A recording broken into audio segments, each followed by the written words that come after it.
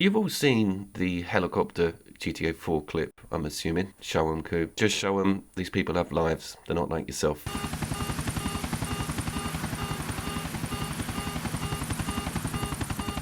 I'm going to give you a second just to think about that GTA 4 release date in your head. That was it, also running on a 7th generation system. It was 2008. Jurassic Park Evolution 2 also doesn't have an entire city sitting behind it. It's just a couple of sheds and a raptor. I'm currently doing this rally game Autopsy at the moment as well, and I've spotted huge inconsistencies in the newest WRC games. I've had to go right back to Dirt Rally 2.0 to find some quality. Okay, that's my cheerful introduction out the way. Let's talk about Jurassic Park, the film, the first film, 1993. I was 13 years old, Steven Spielberg back in the director's chair. I think any modern film connoisseur will tell you that that's one of the most important films of the 90s, and for special effects, particularly animatronics, and for the CGI enhancements running alongside those real-time models. To say the film blew my mind just on a performance front with all of the actors, the pacing, stuff that happens is an understatement. Going back to it now after all of the CGI crap we get shoveled today is a sheer pleasure, and I thoroughly recommend all of you do it. If you haven't seen it in 10 years, whack it on. And just like everything from the 70s, 80s and 90s, we now have an incredibly diluted version of that. There's like 1.01 DNA of the original Jurassic Park in those newer films. I think you can say the same for a lot of the Star Wars, and even I'll go as far as saying some of that newer Lord of the Rings material from the Amazon direction. So just to be clear, Jurassic Park's gone from one of the most important pieces of modern cinema to this. This is a strong team. Now what's the time like? This is who I am. Not you. Ah, the dinosaurs. Tell me something I don't know.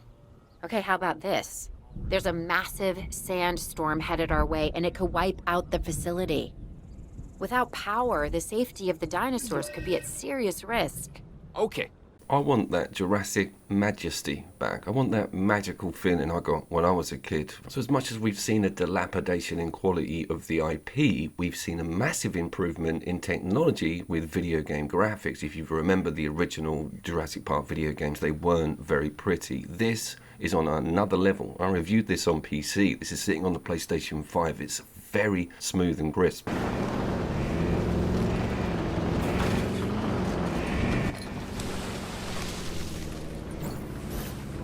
It is all about observation as well. This is not take control of a raptor and go jumping around a load of platforms. You are just driving a vehicle and maybe a helicopter firing tranquilizers. It's a bit of a back seat when it comes to a video game. It wants to lean in the theme park development model, which some of you might be familiar with. SimCity is a great game. I don't mind those builder types. I don't like too much of the commercial decision making. You know, people want more lemonade stands and stuff like that. That pulls me again away from the Jurassic Park or Dinosaur area. And this is where I found an unexpected bit of pleasure with this version of the game. If you're into RTS or builders or theme park simulators, you'll use a mouse and keyboard on your PC. You just would. You just need to whip around that screen and get all those tabs going. With a pad, things are a little bit different. When taking control of that helicopter or driving around in the little jeeps, you're using your sticks and accelerator, and you feel like you've got more control over these vehicles. There's an early section in the campaign which I didn't spot, which takes you on this really cool trail. You're getting these clues for this new dino, and then you spot him in the woods. You got to chase him down and shoot the tranquilizers from the back of the jeep. It was a very cool scene and something I completely missed when I was clicking my mouse over on the PC version.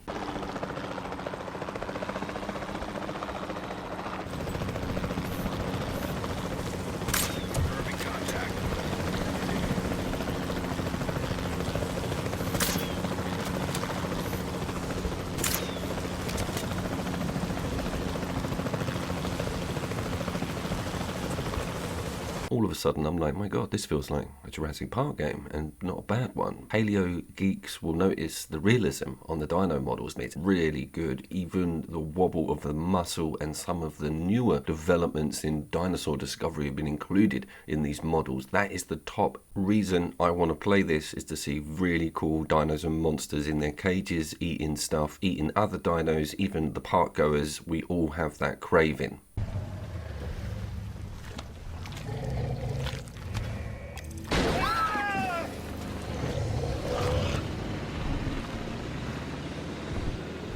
interactions are also really important, particularly with the park guards and the other dinos. Some of the fights between different species are really well animated, and you have to do this whole sort of juggling with space, which dinosaurs can be kept in the same pen as others. Finding it out the hard way is a bit of fun.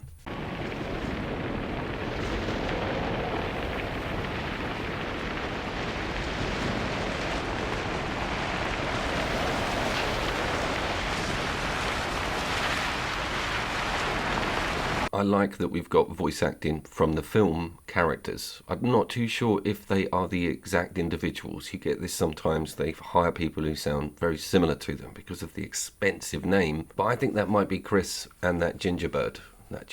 Black Mirror, Nosedive. If you know, you know.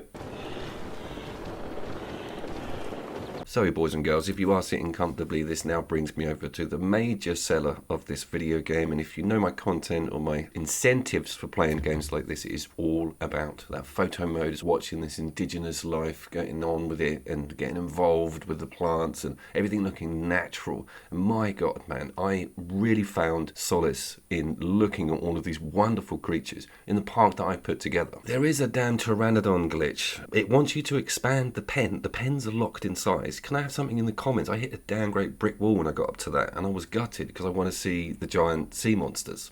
They might have been pterodactyls actually, but these are definitely raptors, one of the stars of the show. And their interactions, their noises, I've got 8 of them in this pen, and they are constantly trying to smash their way out, eating the park goers, causing general havoc.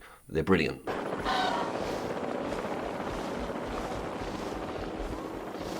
Two sort of directions to go in with development of the dinosaurs. In the campaign, it's very much you're going to get this in a second, get your crap ready to take on a new dino. But in those chaos modes or the sandbox mode, you're looking at going and getting fossils on a world map, pulling it all back, putting these genomes into this system, then unlocking dinos as you discover these new fossils. It also works as a currency and avoids them having to animate dinosaurs banging.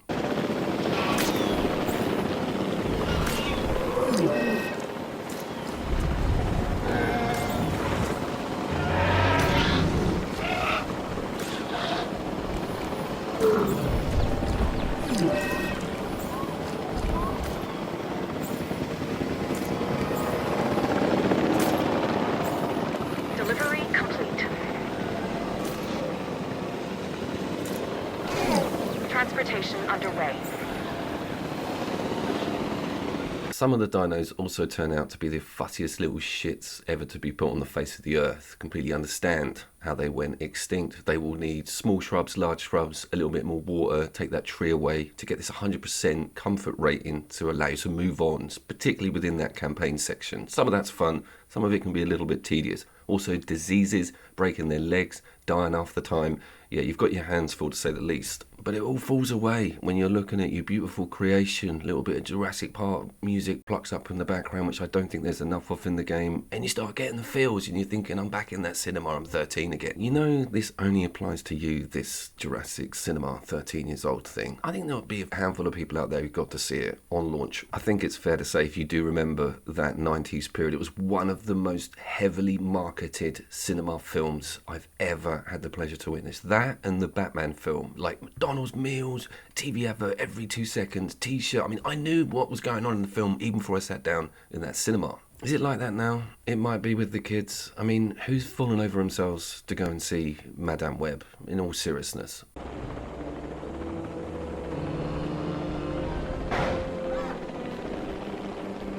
So just to hit home on this theme park game model aspect, and I put this on a community post the other day on the channel, I don't really like running a theme park as a video game idea. I don't even really like building a massive metropolis city worrying about traffic congestion. But with this, it sort of puts that as a side dish and makes sure that the main course is all about these absolutely amazing dinosaurs. And that brings me over to the different game modes. I do recommend having a look at that campaign because you will get to see some very top-end dinosaurs very early doors. When it comes to those chaos missions, it's a different kettle of fish, pun intended.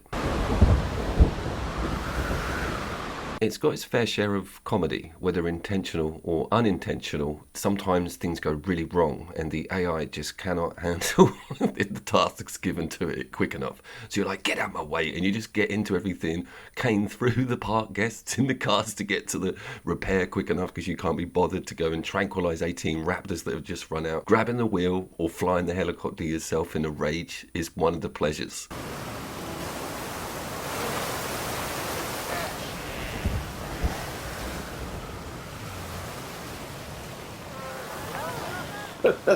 It's got a little Tokyo drift system on it. You get your head round sliding it, and yeah, quite a lot of addiction there. Sticking on that addiction topic, and you heard me talking about those chaos modes, that is my favourite part of this entire game. What it does is it recreates the scenarios from the starts of the films, going right back to Jurassic Park 1, and you also get the voice of Dickie Attenborough, I think, and the evil Asian scientist. So there's loads of nostalgia happening there. The environment, the architecture of the park itself was the old school design from that first film. But then you can go right up to Jurassic Park World, start mucking around with swimming pools and giant mosasaurs. Can I coop? No, everyone will just think you're weird. It's 11 minutes. There's no one here. Okay.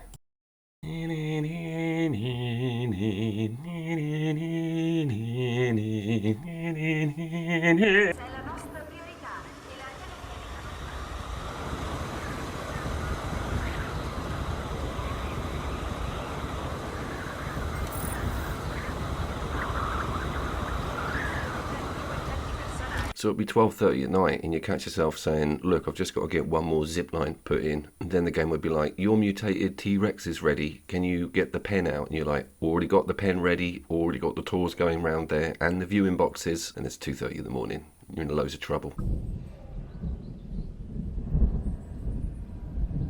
As mentioned, as someone who isn't really a fan of that theme park simulator model, I still find loads of joy in this game, and I'm also extremely impressed with its graphical fidelity. The controller and all of those fiddly mechanics carry over okay to the PlayStation 5. It actually even adds something to those simulator sections within the Jeep or helicopter. Should have probably mentioned this right at the start, but it's on Extra, so there's no reason you can't have a good look at this over the holidays, and don't be put off if you had a go at roller coaster theme park simulator. You having to worry about lemonade and your rhinal radius. There's barely any parallels, and loads of amazing looking dinosaurs. I was Couch Coop, and I will of course see you all down there.